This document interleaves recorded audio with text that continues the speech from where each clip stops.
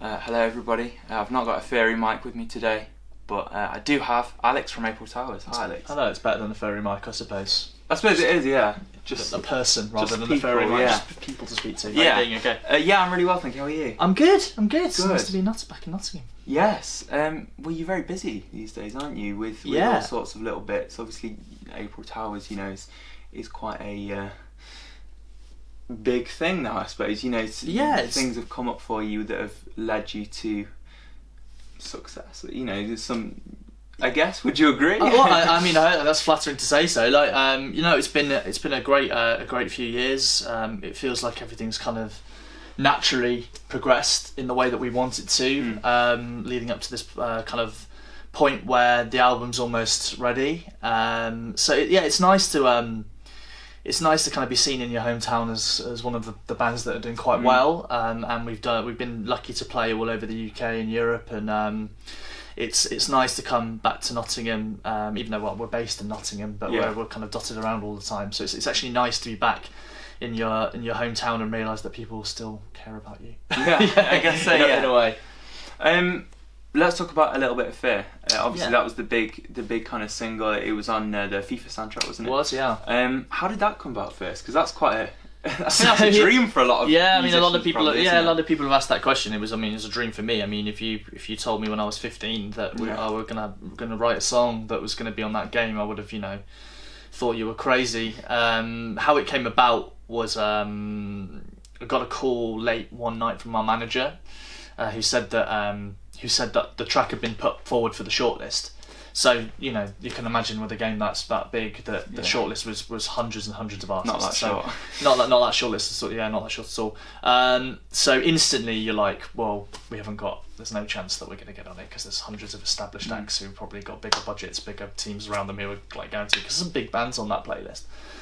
So all of as the weeks went on, it just kind of went down and down and down, and we were still there, and I was just like, this must be some sort of admin error, the fact we're still on the list, and then eventually got a call saying that we'd made the very final cut, and then we'd finally been on the game. So we were kind of sat there in a bit in shock, just thinking we're an unsigned band and we've got a song on arguably the most popular, definitely most popular sports game in video games, and pretty much from when they announced that soundtrack, when they put it on a Spotify playlist, that our kind of the attention on us, the fans that we had, the streams that we were getting, just as you would expect, just went absolutely through the roof. So we said before we started the band, if we could get a track on FIFA, then we would probably retire, because there was nowhere else that we could have gone from there, but we kind of sat down when we got on the game. We were like, look, how can we make this as effective as possible for essentially what is a huge audience? So we made a great video.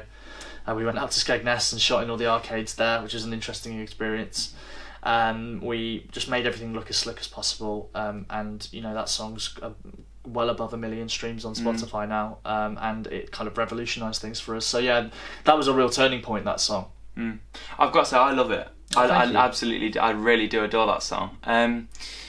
You kind of touched on it. How did you follow up from that? Did you think it was going to be a big sort of thing to kind of, as you said, you wanted to get on FIFA. Yeah. Right. Okay. So that's done. Where do you go now? Where do you go next? What was the next step? Well, no, it's a good question, because we didn't really know the answer to it ourselves. We thought, well, we'll see what happens when the game comes out. And annoyingly on FIFA, then I don't know if you know the game well, but until a few years ago, they would have the artist and the track information on the game. They didn't have that anymore. Oh, so really? you had to go and find it out. So that was one annoying part, but a positive annoyance to have. No, we were getting messages from all over the world and asking what's next. So we thought we had to sit down and be like, look, there's a lot of attention on us now that there wasn't before.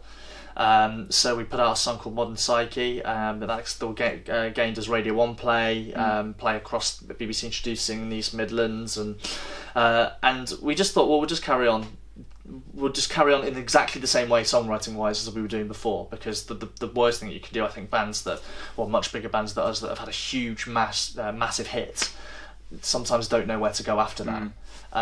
So I think a lot of people get themselves in a situation where they're a bit where they're a bit daunted by making a new single or the second album after the first album's done very well. So for us, it was just a case of continuing doing what we were doing, just writing great pop music, and just hoping that people listen to it. And we had a much bigger audience to launch that platform, and then into the Silent Fever EP, which came the spring afterwards. So it's been just a continual progression, really, of just trying to make every track better than the last. And if we're always in that headspace, then it's a real positive for us going forward.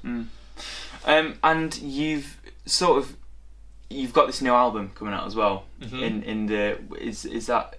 Well, interestingly, when this interview goes out, we'll have hit our crowdfunding target.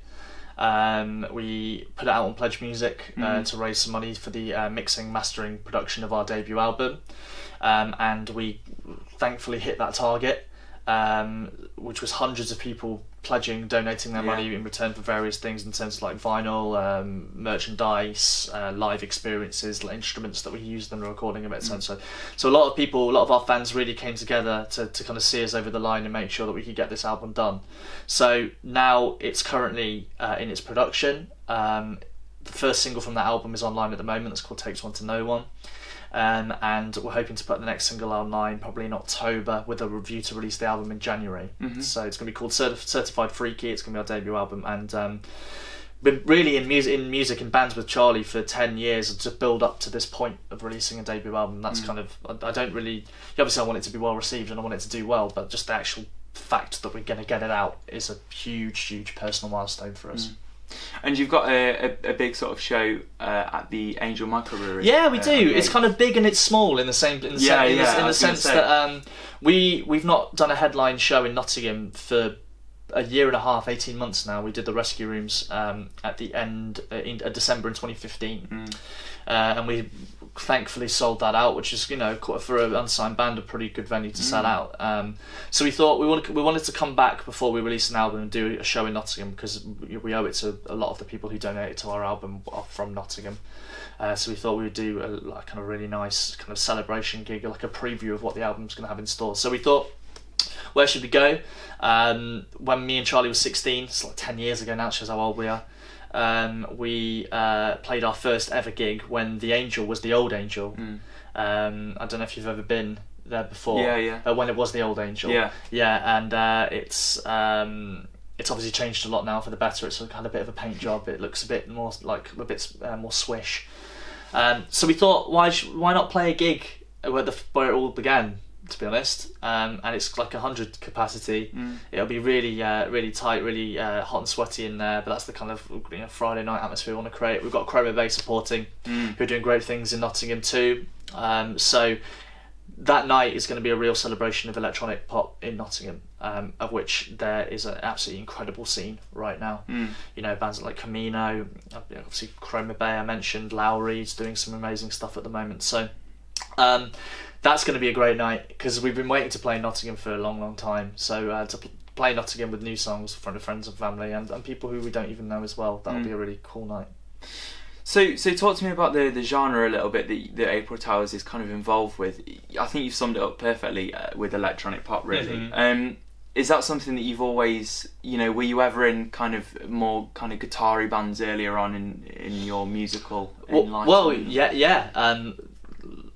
Frankly, we grew up playing guitar music. Me and Charlie were in a band called Frontiers, which had some success around Nottingham, not to the same level of April Towers, but so I was a rhythm guitar player. He's a lead guitar player by trade. Like, that's how we learnt to play instruments. So at school we started jamming together, and through that, really, I'm talking probably 3-4 years ago, Charlie's musical taste started to change. He was producing a lot of dance music. He went to Confetti, did a music production degree, so he was learning all the time of how to produce music, and his taste changed from something of an indie base to something that was kind of more along the dance music route.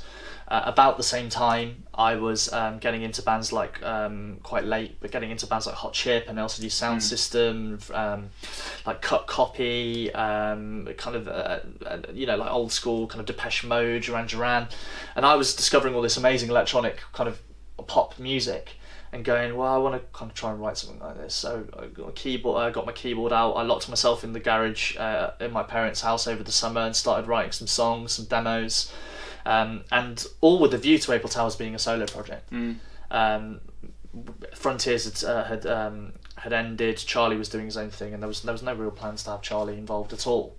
But then I wrote this song called Peaks, and he listened to it and he thought, I'll do this, and all of a sudden we just fell into April Towers, like an electronic duo who have had no experience in playing electronic music live or anything like that, or even putting out any form of release that didn't have full blaze guitars in them. So it was a bit of a crazy start, to be honest, and we put this track online, Tel Aviv, which is going to be on the album, and it clocked up a few thousand streams over SoundCloud over that weekend, and we thought, well, we didn't expect anything. We just put the track online just to see what happened, and all of a sudden we were getting messages from people asking to play live and stuff like that. I was like, I barely know how to plug in a keyboard. Not yet. Not yet. Wait. Yeah.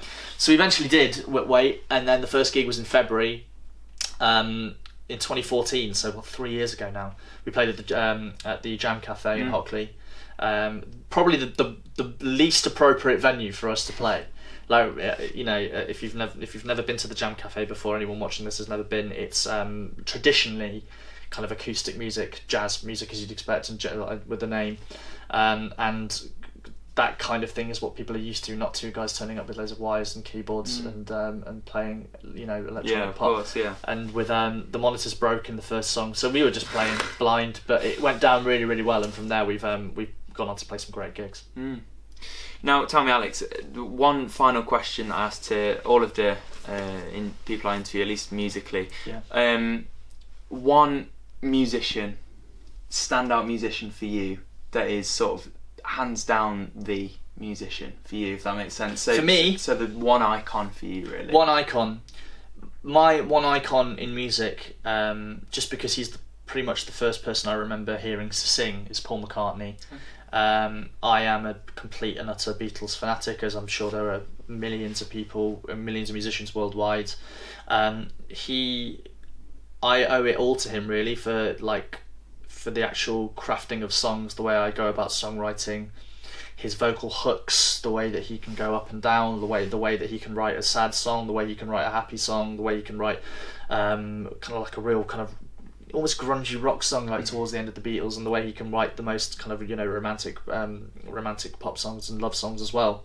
So I think as someone who has that dynamic of songwriting, is just, I don't think there's anyone that comes close to the range of stuff that he could write. So whenever anyone asks me that question, I mean, Paul McCartney is the man who really kind of showed me how to do it. Alex, it's been lovely chatting to you. Been a pleasure. Thank you so much. Good luck with the show at the Microbrewery and the album, of course. Thank you so much. Thank you.